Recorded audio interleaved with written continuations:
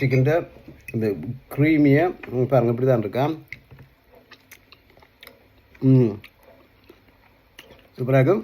இப்போ இதுண்ட சிக்கனை பாருங்கள் இப்படி அமைஞ்சிருக்கணும். இந்த இப்படி நல்லபடியாக அமைஞ்சிருக்கும். ஓகே.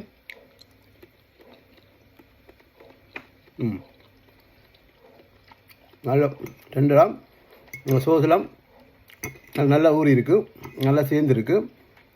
இன்னும் சோத்தோட இன்னும் சூப்பராக இருக்கும். தனியாக சாப்பிடணும் நல்லா இன்னும் இருக்கும். புதுசாக வெள்ளமாக புட்டை வச்சோட இன்னும் நல்லாயிருக்கும். சுடுது கொஞ்சம் வெரி நைஸ். வித்தியாசமாக உங்கள் சமைச்சு கொடுக்கணுமோ இல்லை சாப்பிடணும்னு வச்சிங்கன்னா இந்த வீடியோவை பார்த்து வடிவாக சமைச்சு சாப்பிட்டு ஹெல்த்தியாக இருங்க. கஸ்டமர்ஸ் போட்டு தண்ணி பாருங்கள், தண்ணி இந்த நல்லா அரைவாசி தக்காளி பழத்துக்கு தக்காளி பழத்துக்கு வாடுற மாதிரியான தண்ணியை விட்டுட்டு மூடி அவிக்கணும். அவ்வளோதான். 500 கிராம் சிக்கனுக்கு ஒரு இதில் 2 தக்காளி பழமும் இவ்வளோ கஷ்யூ நட்ஸ் ஒரு பாருங்கள் 2 4 ஒரு 15 ஒரு 20 கஷ்யூ நட்ஸ் போடுங்க. இதோடு சேர்த்து ஒரு 4 பச்சை மிளகாயும் போடுங்க. ஓகே.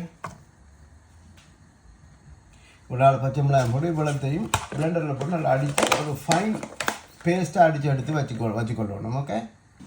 எல்லாத்தையும் கழுவி எடுத்து சாப்பிட்னா இந்த வரணும். இதில் இது வந்து மின்ட் லீஃபில் வந்து 2 கட்டு மின்ட் லீஃப் எடுங்க. அதே மாதிரி ஒரு 2-3 கட்டு இருந்தால் கருவேப்பிலை 3 கட்டு.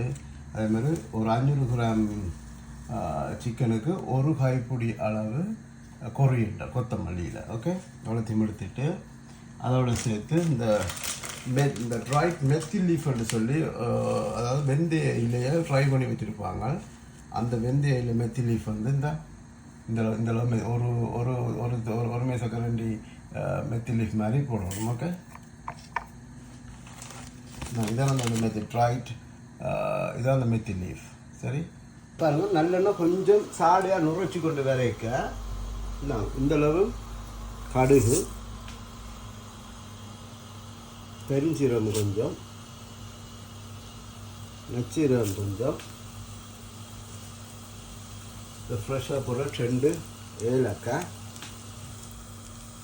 ஒரு இந்த துண்டு பட்டை, அதோடு சேர்த்து இந்த பெயில் லீஃப் என்று சொல்லி அதை ஒன்று எடுத்து 2 பிச்சு போட்டு போடுறேன்.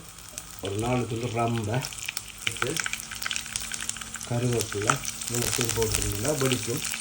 இப்படி வரைக்க இந்தளவு வெங்காயம் போட்டுக்கிட்டாங்க. இந்த ஒனியன் ஒனியன் வதங்கி ஒனியன் கண்ணாடி பழத்தில் வரும். ஸோ நல்ல ப்ரௌனாக கண்ணாடி பற்றி வரும். வந்த பிறகு இது வந்து 5 பீஸ் வாங்கினா எலும்போட வாங்கி கழுவி கட் பண்ணி வச்ச சிக்கன் இதை இந்த பழத்தில் வரைக்கும் இதை ஆட் பண்ணுங்க. சரிங்களா? இது கல்லுப்பு போடுறோம். இதில் கல்லுப்பு போடுறோம். சரிங்களா? தேவையான உப்பு, இதில் மஞ்சள், இந்த அதிகம் போட்டுட்டு என்ன செய்யணும்னா கொஞ்சம் வடிவாக கிண்டுது மூடி அவிய வேணும். இது சும்மா நல்லெண்ணெய் சும்மா நோம்பலாக வதங்குறதுக்கு விடணும். ஒரு 3 மினிட்ஸ் மூடி குக் பண்ணிங்கன்னா இப்படி வரும். இதுக்கு பிறகு ஆட் பண்ண வேண்டிய சாமான் கொஞ்சம் கரம் மசாலா போடணும். கரம் மசாலா காட்டுறது கொஞ்சமாக போடணுமா. கரம் மசாலாவில் கம்மமாக இருக்கணும். இதில் தான் கரம் மசாலா போடணும். இதில் கரம் மசாலா, அதோட ஒரு சொட்டு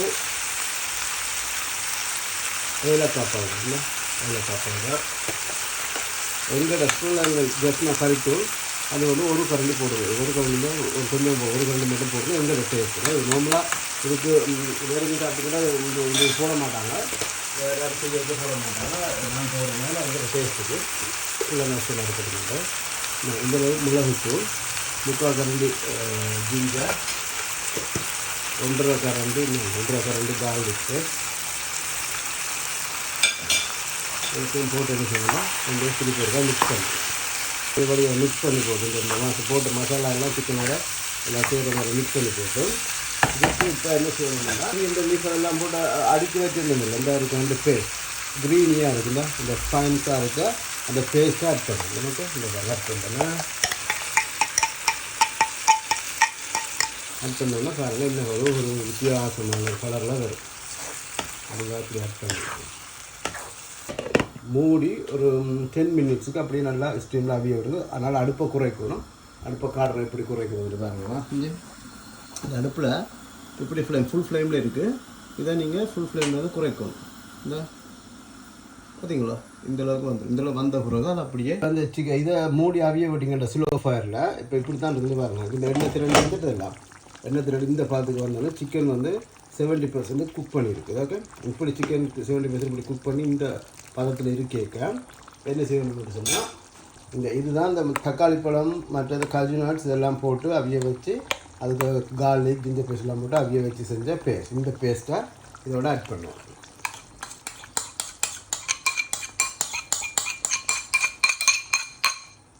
பண்ணிவிட்டு இப்படி மிக்ஸ் பண்ணுவோம். பாருங்க இப்படி வரும். அது கிரேவியை விட்டு இதாக்கிட்டு கொஞ்சம் என்ன செய்யுங்கன்னா அதே ஃப்ளேமில் விட்டு திருப்பி மூடி ஒரு 5 நிமிஷம் அவிய விடுங்க. Okay okay. இப்போ அந்த ஸ்லோ ஃபயரில் விட்டு இதை கொதிக்க வச்சு எடுத்திங்கன்னா இந்த திரைக்கைக்க இப்படி வரும். பாருங்கள் கொஞ்சம் எண்ணெய் பிரண்டு இருக்கும்.